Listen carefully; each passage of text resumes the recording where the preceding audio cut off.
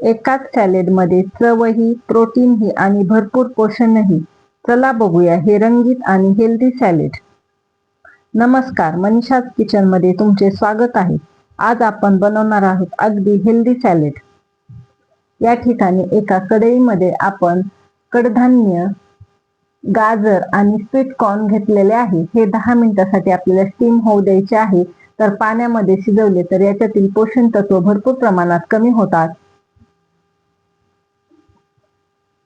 मटकी, शेंगदाणे आणि चणे यामध्ये भरपूर प्रमाणात प्रोटीन आणि कार्बोहायड्रेट्स असतात.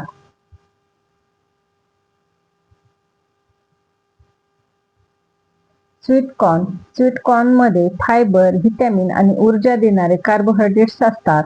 गाजरमध्ये पण भरपूर प्रमाणात व्हिटॅमिन्स असतात. हे डोळ्याच्या आरोग्यासाठी खूप फायद्याचे आहे.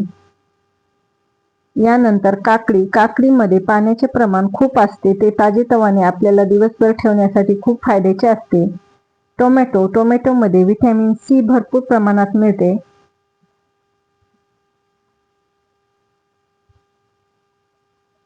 पनीर तर प्रोटीन आणि कॅल्शियमसाठी एक उत्तम पर्याय आहे. यानंतर या ठिकाणी आपण मसाले घेऊ. लाल तिखट, काळे मीठ, चाट मसाला. यानंतर यामध्ये टाकूया लिंबू.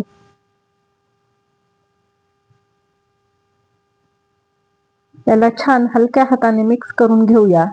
तर तयार झाला आहे आपला चटपटीत सॅलेड.